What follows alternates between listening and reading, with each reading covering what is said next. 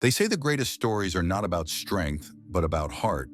And here, sitting in my old pickup, were two of the most broken hearts I'd ever seen. General, our 15-year-old golden elder, who was fighting cancer and time itself. And Liberty, our fragile beagle mix survivor, who was fighting a ghost. This isn't just a story about rescue. It's about what we, as Americans, believe in most. The second act.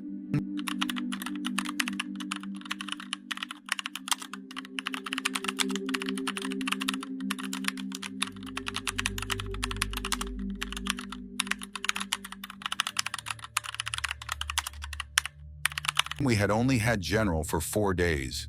4 precious days trying to convince this old warrior that the pain was over, that he was safe in my little ranch-style home. We were calling it the Second Act Seniors Program. He was doing so well. He ate a whole bowl of kibble. He managed to follow me all the way to the sunny porch steps without falling. We thought we had won the first round, but the clock was ticking, wasn't it? Hold that thought. At 2 a.m., the peaceful night shattered. General let out a sound I will never forget, a choked, rattling gasp. His fever spiked. His body, already fragile from the cancer, started shaking violently. He wasn't just sick, he was fading. I remember fighting the rain, struggling to get my 90-pound General into the back of my old Ford pickup. I sped through the empty, rain-slicked streets, lights blurring, a desperate race against the clock in his failing body. I kept whispering, "General, you have not been cleared for duty yet. You stay with me." At the emergency vet, the diagnosis was grim, a severe infection. They gave him a 50-50 chance. It was the lowest point. I sat in the silent waiting room, looking at his tired face, thinking, was this the end? Did I bring him home just to watch him go? But sometimes rock bottom is the foundation for a miracle. Could this old golden truly turn the tide? General survived the night. He came home weak, but he came home. It was a victory, but a small one. Now let's talk about our other broken soul, Liberty. Liberty was the definition of trauma, a puppy mill survivor. Years in a dark cage had erased his ability to trust, to even accept a kind touch. We had to use a do not pet harness and a give me space bandana, a heartbreaking barrier around a dog desperate for love. He was making tiny, painful progress. He'd take food from my hand, but he wouldn't let me touch him. He wouldn't even look me in the eye. One afternoon, a delivery truck backfired on the street. It was a loud, sharp noise. To us, it was an annoyance. To Liberty, it was the sound of the cage door slamming shut again. He panicked. A pure animal, terror-filled panic. He shot through the doggy door like a bullet and bolted. He didn't run to play, he ran to hide. He was a frightened little blur heading straight for the busy 2-lane road at the end of our quiet street. I ran after him, my heart hammering against my ribs, yelling, "Liberty! Free boy! Stop!" He didn't know his name. He didn't know me. This was the ultimate test. How do you save a dog that you cannot catch and cannot touch? I knew a chase would only push him deeper into his fear. I stopped, dropped to my knees right in the middle of my front lawn, and pulled out my secret weapon, a piece of slow-cooked American cheese in my softest voice. I used every trick in the book. I spoke gently about the founding fathers, about liberty, about second chances, the kind of old-fashioned values my audience knows well. It's safe, Liberty. You are safe. You are free now. Come claim your freedom. He paused, a tiny trembling statue right before the curb. His eyes, full of the deep, dark terror of the kennel, finally met mine. And slowly, inch by painful inch, he crept back. He didn't come to me. He came to the food. But it was enough. He was home. He was safe. He was back inside. But the hardest part was still ahead. How do you teach a dog that is terrified of touch to accept a hug? We'll show you the life-changing moment later. But first, let's see what General did next. General, our old soldier, survived his midnight crisis and had the cancer removed. The vet called his turnaround radical. Every day he was adding something new to his repertoire, a tail wag, a little sigh of contentment. But there was one final physical mountain to climb. In my backyard, the grass slopes up to an old wooden gazebo. It's where I love to sit and watch the sun set over the valley, a truly American landscape. To get there, General had to conquer 15 steep wooden steps.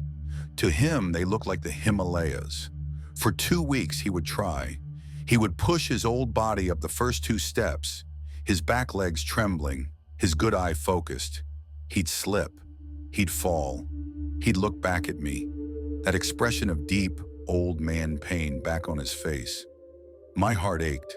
I wanted to carry him. I wanted to build him a ramp. But I knew this wasn't about the stairs. This was about dignity. It was about pride. It was about General realizing that his second act wasn't just being comfortable, it was being strong again. One sunny Tuesday morning, I took him outside. I didn't push, I didn't encourage. I just stood back and watched. He walked straight to the bottom step, like a dog who had made up his mind. He was going up. He made it to the 5th step. My breath caught.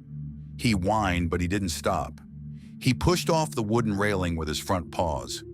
He made it to the 10th step. He paused, his chest heaving, his eyes closed in concentration.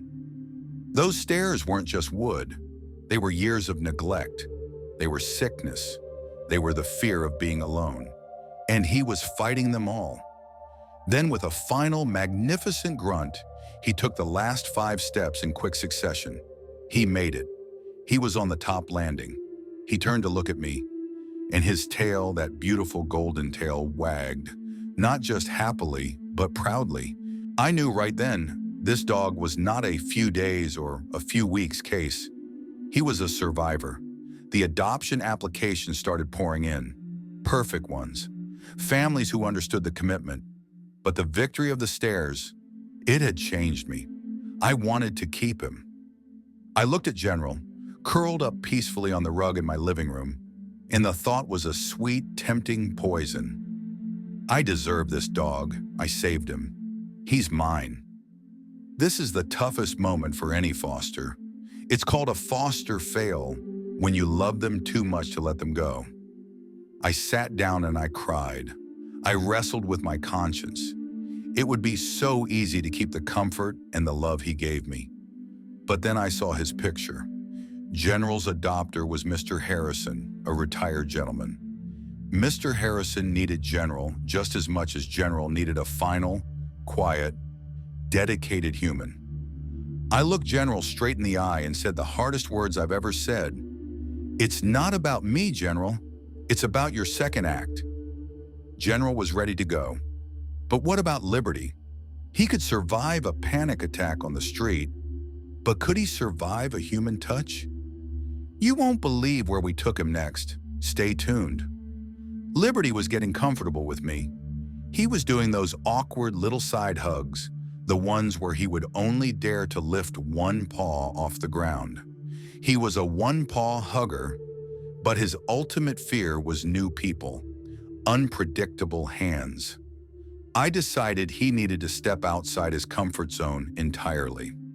I took him to the local veterans group picnic. I knew the people there would be quiet, respectful, and understand the meaning of trauma and sacrifice. We arrived. Liberty was a mess.